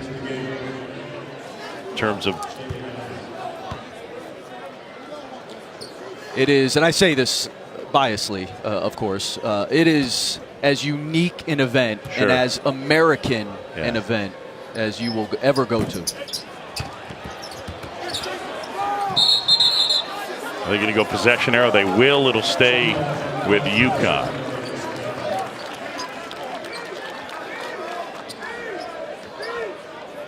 Danny Hurley. His team just 14 of 40 from the floor. UConn shooting 35% from the floor, 17% from 3. Bob Hurley Sr. looking on. Bobby Hurley had a rough loss last night to a good Nevada team.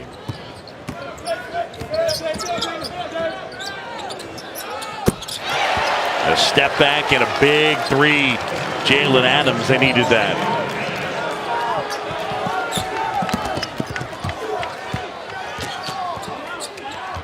This is the value of Terrence Mann. I mean, he does everything. He's handling the ball. There he attacks the glass. How good has he been in the second half? It's quick. He can handle, but then there's the size factor with some of the smaller guys trying to guard him, and he uses that muscle. Off balance, Wilson can't hit. Mann pushing up ahead, and now we'll pull it back out. Gives off Nichols.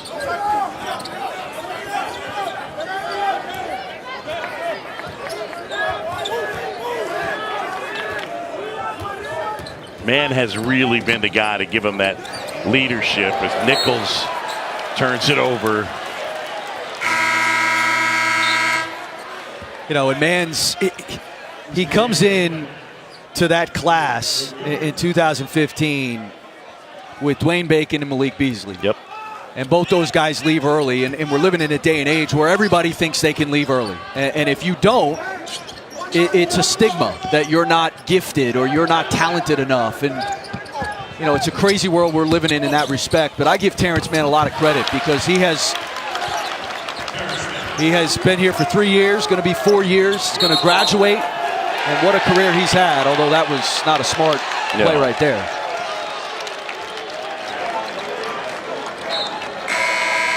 UConn basketball. You got the foul on Nichols.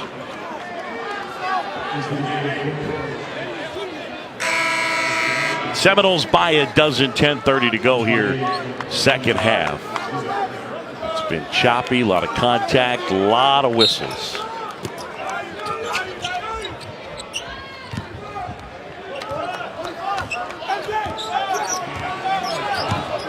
UConn heats up and get right back in this thing. There's Adams, missed everything with the left hand out of bounds. I think he got a piece of MJ Walker, so it stays with Connecticut. I mean, that's one Adams has to finish. Yeah. You know, he's had opportunities at the basket. He just can't finish. Cobb being harassed. And that's that cylinder foul. So they got into the space of Eric Cobb, and that was a rule they changed last year, and I like that rule change too. Yeah. Like that offensive player has the right to that space, and if the defensive player gets up in there, that's a foul on the defensive player.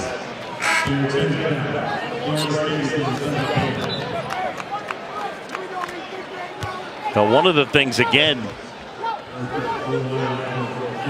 as you take a look at Danny Hurley, on the Florida State side, they're 11th in the country. They've lost one game. They got that loss to Villanova. Leonard Hamilton's got good wins against Purdue, LSU, and his leading returning scorer hasn't played yet. So they were down double figures in that Purdue game and in that LSU game. Fought back to win both of those games. UConn, by the way, 10 for 18 from the line. They haven't shot well from anywhere in this ball. Mann being harassed. Kicks out Nichols. Gets into the paint. Lobs it up, and throwing it down is Kumaji. Smart play by the senior David Nichols. So you're calling that a pass? And a travel on Al-Tariq Gilbert. Yeah, I think he was just... You're calling that a pass? I am calling that a pass. Okay. I think he's saying... You make the call. Pass? Yeah. Okay. I'll go with you on that. All right, this is the angle. This will say. Yeah. Because of no rotation, I say pass. Okay. I'll go with you on that. You need to work in your sincerity. Kumaji into the front court. Mann with the throwdown. Yet another boat rocker for Terrence Mann. 17. And he's got 13 of them since the break.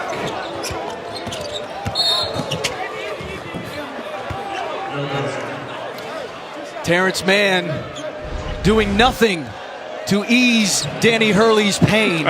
Ease his pain.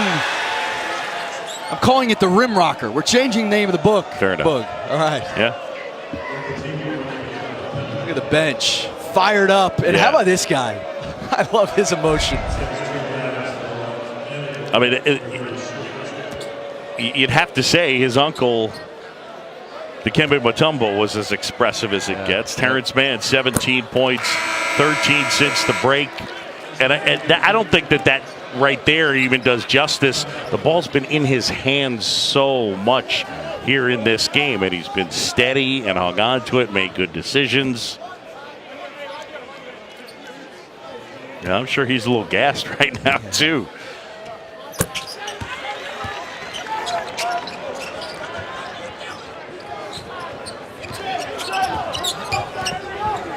Amazing. Terrence Mann, one of those rare 3-year starters in college. You don't see those much anymore. Yeah, you're not kidding. Nice block right there. Kasum Yakwe comes up with the pin. Gilbert pulls up. That's a 3. Got it. All of a sudden, the deficit is 11.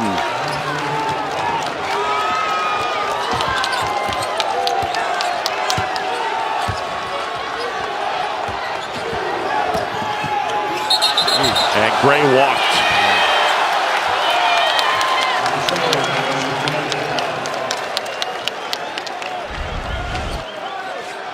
When your defense can give you plays like that, then you have the opportunity to score on the other end. And that's really what UConn needs. String together some stops.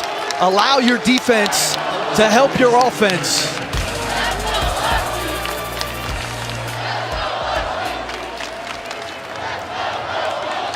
So Florida State calling the timeout, 8:46 to go. 11-point Seminole advantage. The third annual Never Forget Tribute Classic from the Prudential Center in Newark, New Jersey. First part of our doubleheader, Mississippi State picked up the win. They were able to get past Clemson. I thought Ben Howland's team looked pretty good. Yeah. And making 19 threes will help that cause. Yeah, but they did. I mean, Lamar Peters has been at another level the last week or so. And they're physical, they're old, they're balanced. They've got 5 guys averaging in double figures.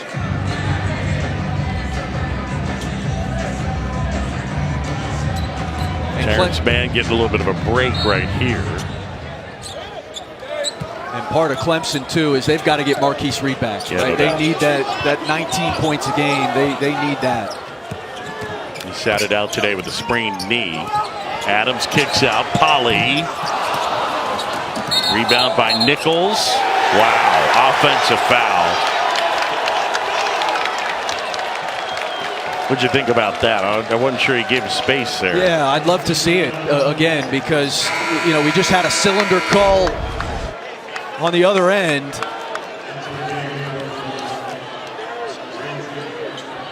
Yeah, to me, that's a foul on the defense. Yeah. That's a foul on the defense. You can't just rush a dude like that, get up in his space. So Nichols, Kumaji, and Cavangeli all have 4 for Florida State. Timeout UConn, 8:31 to go. 61-50.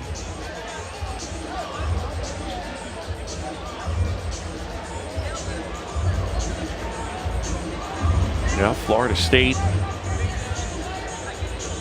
gotten a big boost to the second half from Terrence Mann. New Jersey, same guy, went from 14 to 41 in the second half after his jersey ripped. But he has delivered. Step back as he knocks down the 3, and as well on the move. He's done a good job in transition. Just handled the ball, been real steady.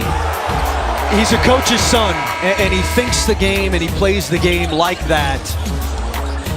He's just really under control. You can't ever really speed him up. Does a little bit of everything for Leonard Hamilton, and look at the balance today. Terrence Mann, the 17, and then those other 2 guys came off of the bench for Florida State and gave him a huge lift, particularly in that first half. The redshirt sophomore Anthony Polite into the game. Adams will try a 3. He's been ice cold. Save there. Adams feeding inside, loose ball. Seminoles come away with it. There you go. Oh my goodness. Out of bounds. Florida State basketball. MJ Walker, you're up 11. We're closing in on the under 8 timeout. Where are you going? Without numbers in that spot, yeah.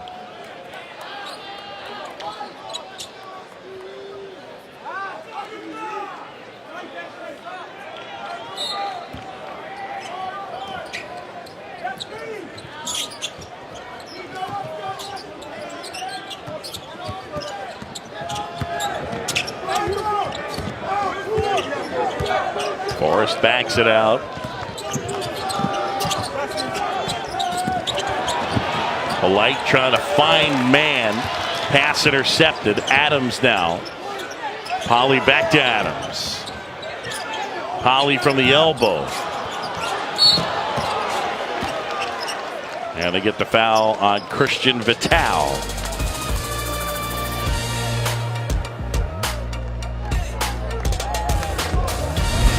ESPN's exclusive presentation of college basketball is presented by United Rentals, who is honored to give back to first responders and all those who serve their community and country.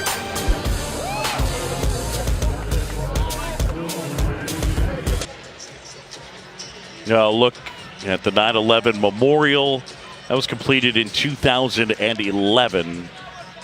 Absolutely gorgeous tribute. This is Bill Pfeiffer. Bill, part of Ladder 29 in the South Bronx, a 12-year New York City firefighter. He was disabled in the recovery period September 11th, lifelong UConn fan.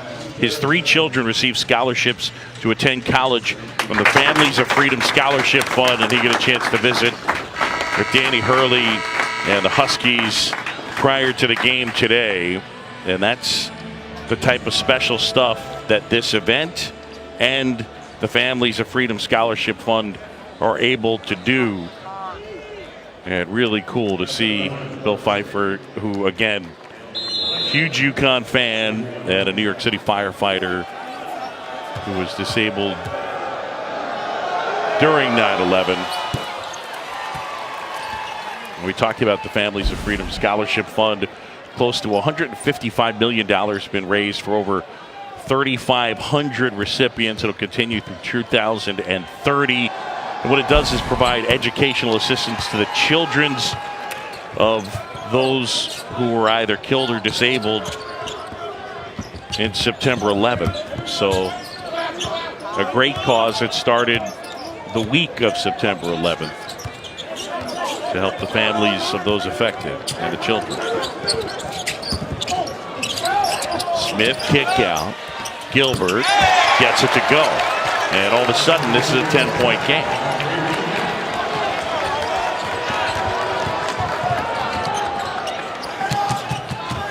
Got to get stops if you're UConn. It starts with getting stops.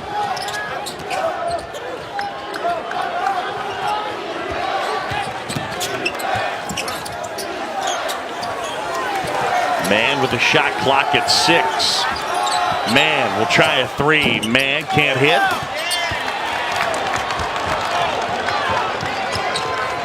They try and get it under 10. Gilbert got it. And it's down to 7.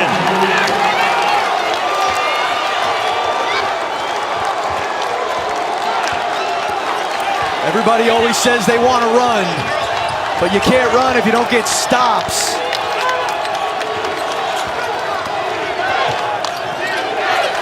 Andy Hurley, I mean, he is moving every play. Polite, oh, that's a huge one. Big An time. absolutely huge 3 for the redshirt freshman. He's got 5. Back the other end, and Kumaji pulls down the rebound. And the frustration on the face of Danny Hurley. Well, and it's a quick shot. Right. And then now Florida State's going to grind you down for another 26 seconds of the shot clock before they take a shot. Man inside, high off the glass, and Kumaji puts it down. that's the problem with shooting quick. You can shoot quick, but you better make it. Because what Florida State has done today is they have made UConn work on the defensive end. Back to a dozen now. Florida State on top. 5:37 to go.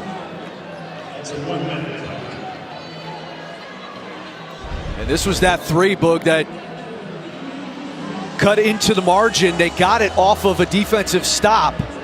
It was an early shot, but that one goes down. And then Florida State responds. This was that monster three from Polite to get it back to 10. And then there's the follow-up by Kumaje, and that's the response that Florida State has had all day. You know, every time UConn's tried to chip away, Florida State's had the response. Yeah, there's no question.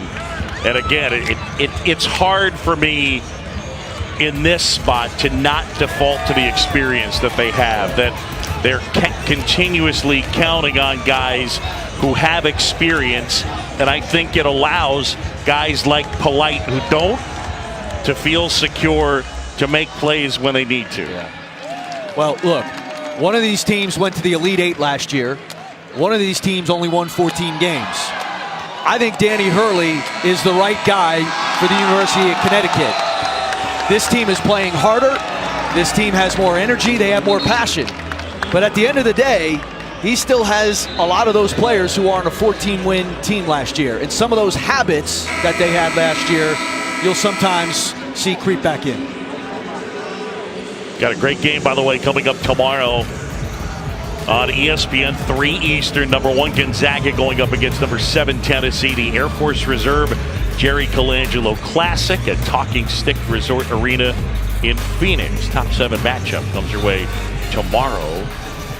I'll be in Chapel Hill a week from today for Gonzaga and North Carolina. That should be fun. Yeah, my goodness. They are so good offensively. And, you know, a lot of it, we don't talk about Josh Perkins a lot, their point guard. A guy who I think really controls that whole machine that is the Gonzaga offense. And that front court, both of the front courts in that game are so physical, so athletic. Yep. Kumaje gets the block, then the save.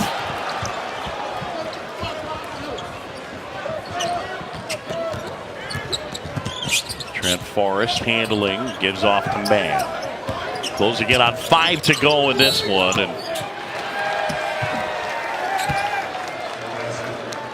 it's another call that they're making a lot this year. I mean, you really have to be set, and it's harder on those dribble handoffs where the ball handler's moving into it.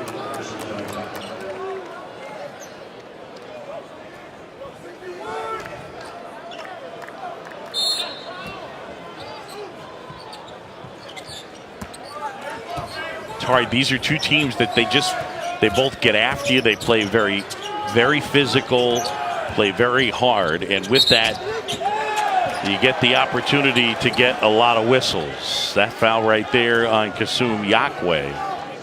But I mean, I'm not sure. The whistles have not done anything to dissuade, and I would say that the calls have been fair. But there's also an aspect of, you hear Greg Popovich complaining about too many threes and it's killing the beauty of basketball. Take a peep at this. Right. I'm with you. A lot of stoppages. And, you know, the theory is that if you call it, eventually the teams and the players will adjust. Yeah. And so the resolve, particularly at this point in the season, is to make the call and force the teams to adjust. Able to hit Jalen Adams, rebound.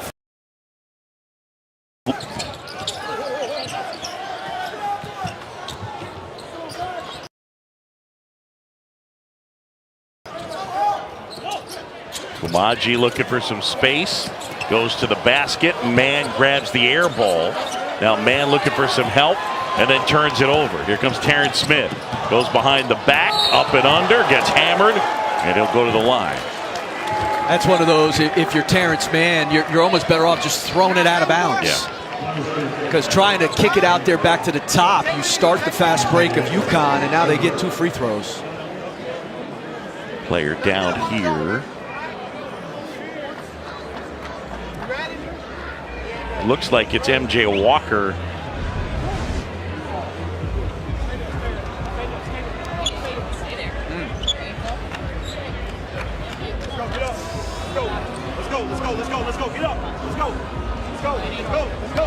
Body's getting tangled. He was hanging up in the air.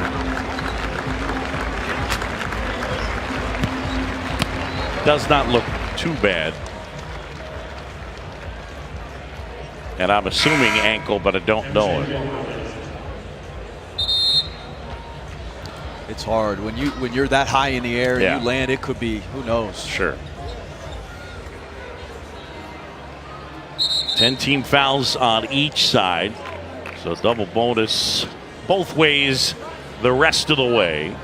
68-56, Florida State with the lead. John Sciambi, Chris Spatola here from the Prudential Center, Newark, New Jersey.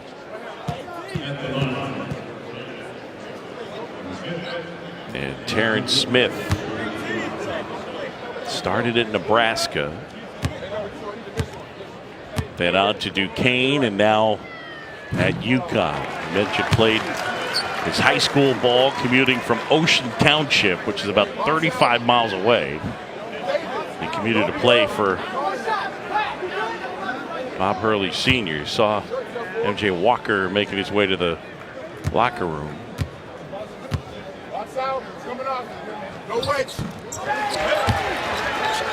And there is Bob Hurley looking on.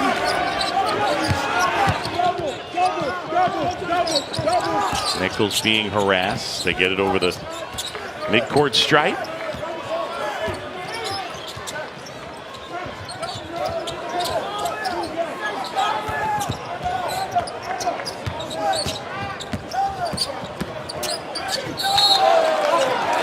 And an offensive foul. I get that one on Trent Forrest.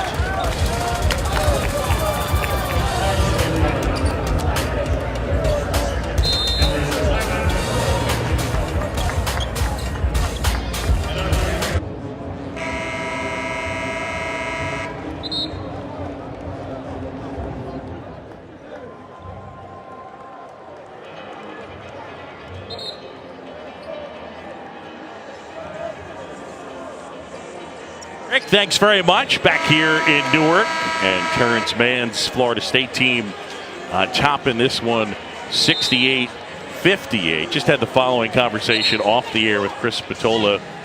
I said, you know, Army beat Navy again this year, 3rd straight year. And then he said, you didn't really react to the fact that it was 14 straight years we lost. And I said, you don't seem like you have a lot of sensitivity to that, is what he said to me. You don't. You've been very callous in your discussion of the score today and the rivalry. Not the rivalry, but the fact that Army won. And I don't think you realize we lost 14 straight years to Navy. The risk of sounding like someone who's not particularly empathetic, I was not aware that my responsibility today was to ease your pain. All circles back. Nobody better than you at that. Back out of bounds. And it'll be Florida State basketball. 3:36 to go, and appropriately enough, Terrence Mann will take it out of bounds.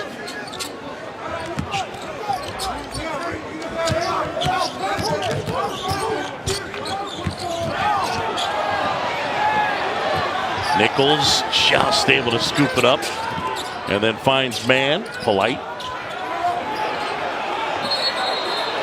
And they're going to go possession arrow. It stays with Florida State. I'm interested to see what Kofor's addition means. But look, this is a UConn team that is pretty good. But I like this Florida State team. I think this is a team that could be a pain in the butt for. I mean, you go to their place, I see a lot of teams losing. I agree 100%. It's nice to be old, which they are. Yeah. And, you know, he plays a lot of guys, Leonard Hamilton. And talking to him this morning, One of the things that they're figuring out is who their 7th, 8th, 9 guy is. As he said, that's where I'm a little insecure. But to your point, they get this guy back. You pair him with that starting lineup. How about the job that Kabengele did today? How many big guys in the ACC look and play like that? This is a good team. Kabengele, by the way, just picked up his 5th. And so Kumaji fouls out. Kofor in the sweatsuit today on the bench. He's been a high fashion guy on the bench, and I was asking Chuck Walsh earlier today, the SID for Florida State, will he be in the ripped jeans? And Chuck said, no, I've asked him to not wear the ripped jeans. I said, you pay a lot of money for those ripped jeans. Yeah. It's a fashion statement. Good hands by Polite, knocking that out of bounds. Back to your point in terms of the experience, I think in a lot of stretches, and this is anecdotal and it absolutely could be incorrect, but those stretches where a lot of the non-Power 5 conference teams were winning in the NCAA tournament, I think the advantage they had at times over high major teams was that their teams were always experienced. But now we're getting high major teams that have some of both. They have some experience and that elite level talent. That makes them really hard to beat. Absolutely. Look at the last 3 national champs we've had. I mean, that's been the model. Inside, Kumaji, offensive rebound, and he's fouled with 2:29 to go. Well, back down the other end. We get ourselves a 7-point game.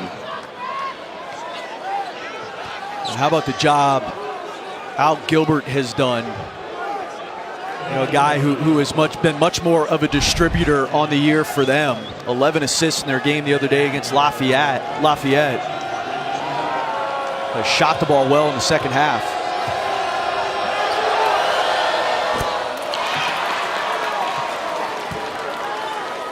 Six for Kumaji.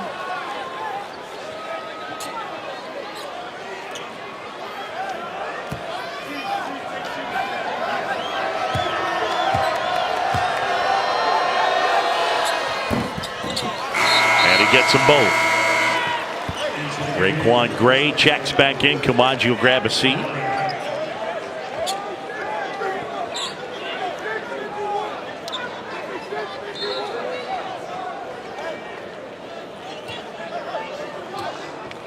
So you got 2 seniors, 2 freshmen, and a junior on the court for Florida State right now. As they hang on to a 9-point advantage. Gilbert weaving inside. Feeds Yakwe, but they get the foul on Florida State. FSU's 2 losses, Iowa and Arizona. And right now, this would be the 3rd. And they have struggled from the line, 14-22. It's very telling in this game, Boog, that on the day UConn only has 6 assists. Yeah. And Florida State only has 5. And what that tells you is everything's been individually done. Like there hasn't been a whole lot of creating for other guys, and that's the design of both defenses. Like they want individual guys to beat them, and they want to limit what you do. But this has been an ugly physical affair and a low assist affair. Indeed, 11 total assists in the game. Nichols gets inside, shot block, deflected out of bounds. It'll stay Florida State, 1:49 to go, and the Noles by 7. 4 on the shot clock. And that's where I think UConn bogs down. You mentioned the 2 losses to Iowa and Arizona. 34 turnovers in both those games. Yeah. Combined, only 22 assists. So high turnover, low assists, a lot of dribbling.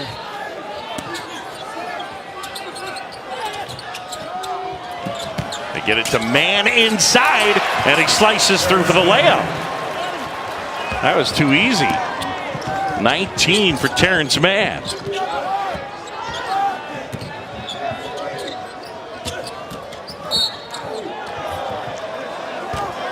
And Adams draws the foul. And every team has a low shot clock, under out of bounds play, and a nice little cross at the top. Terrence Mann by himself, and you just kind of put it in the air and allow the athlete to go make a play. And he's so under control. I mean, that's the tempo that Terrence Mann plays at. You can't get him sped up, so he gathers it in the air, gathers himself, and then finishes.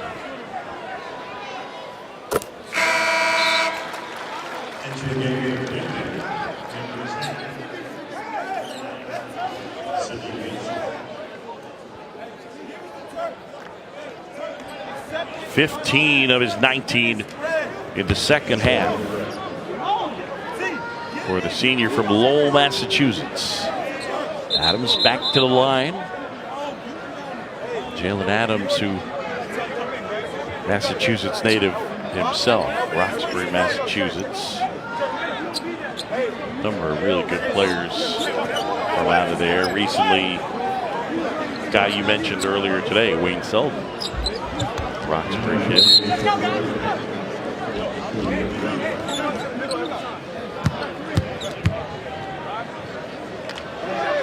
.93 seconds left in this one. It's FSU by 8. Adams with 15 points.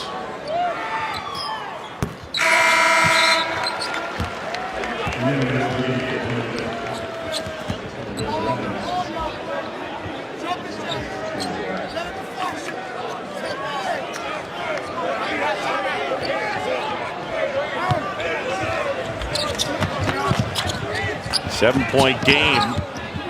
Dangerous as they inbound underneath the basket. Flip it up ahead. Polite. They go the lob, and Mann couldn't collect it. And now UConn a chance to cut into the deficit. Gilbert flips it up and in. And they wanted the foul. What a tough shot. All of a sudden, it's a 5-point game. Gilbert's got 24.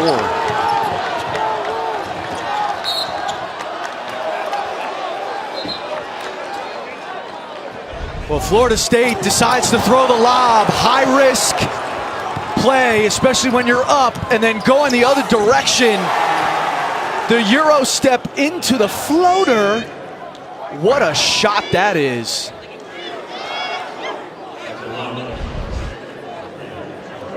Mentioned Altuve Gilbert from the Atlanta area. He was a huge recruit. He's a redshirt sophomore. Dealt with shoulder trouble each of the last 2 seasons. McDonald's All-American.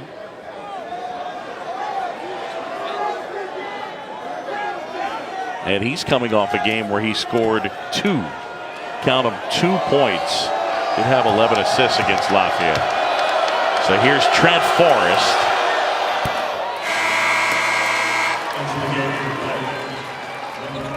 Kemba Walker on the left, Jeremy Lamb on the right. Charlotte in town to take on the Knicks tomorrow night.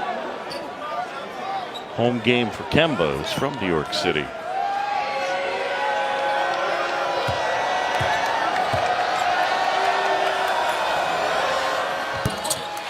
Big free throws for a guy who knocks him down at an 89% clip. 7-point game, 1 minute left. Gilbert fires. And look at that, flying in for the dunk is Terrence Smith. Man gets to Nichols. Now the flip up to Forrest. And they foul Forrest.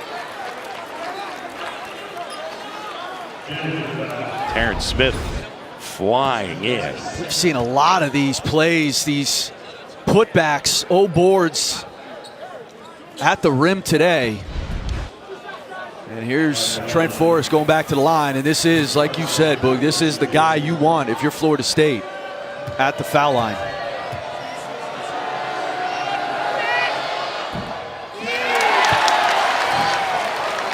What do you call that? I mean, he just missed. You had nothing to do with it. Hit a big game winner to beat Purdue at the end of that game. And took a Spatola jinx to miss the front end on that.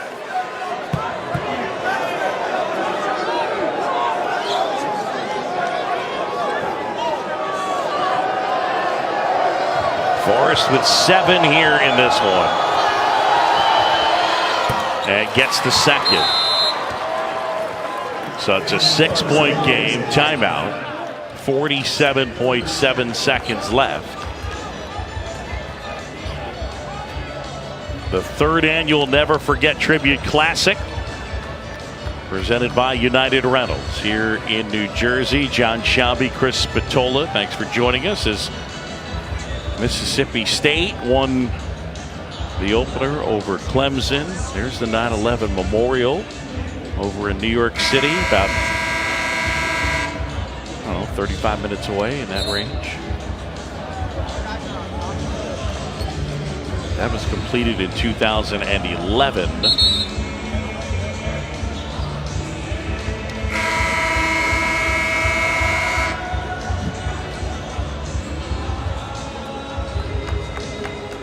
This has been it's been an unbelievable event. The turnout today was incredible from really all 4 schools. UConn and Florida State in particular. This no game doubt, this good afternoon. energy, absolutely. Yeah, it's been terrific. Second half for UConn, only Adams, Gilbert, and Smith have scored. Adams gets blocked, and that's a huge play. And then Mann gets fouled, and then Danny Hurley picks up a technical.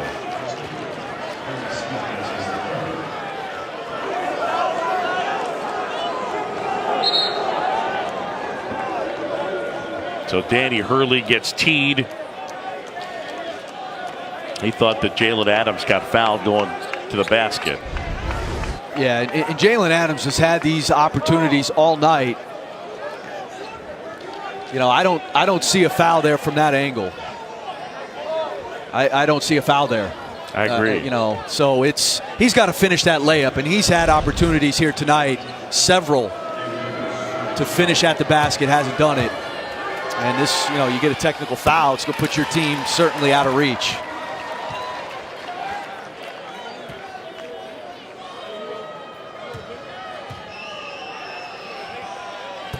And Nichols gets the free throws, 15. That's the most he scored in a Seminole uniform. Mentioned the Albany transfer did have 40 in a game against Hartford. So Mann at the line. He wears 14, tore his jersey. Now he's wearing 41. Do you have any other Field of Dreams lines you'd like to get in right now? I've exhausted all of them. Yeah. But we've gotten them all out.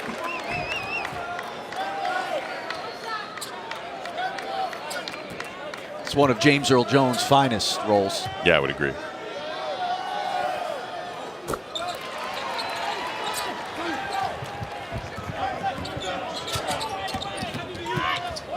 Feet underneath, and Adams gets the bucket, and it's a 7-point game. Pressure coming, Mann looking for some help. They get Polite, and Polite goes opposite. Now the throw up ahead, and now they foul Nichols. Well, they beat the numbers, and then Nichols will go to the line. Good free throw shooter. 24.7 left.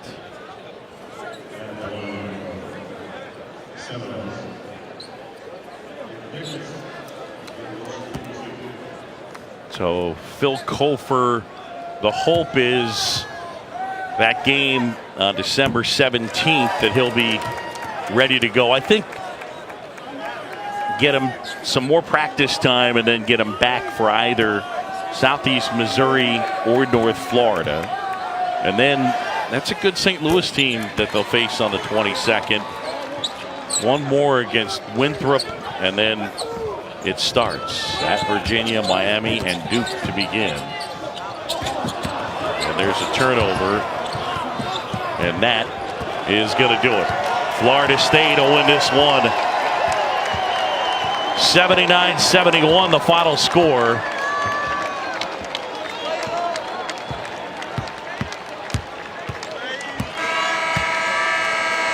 Here in Newark, the Noles win it by 8. For Chris Patola and our entire outstanding crew, I'm John Chombie saying so long. FSU 79, UConn 71. Up next, New Mexico State against second-ranked Kansas. We send you to Mark Neely and John Sunville.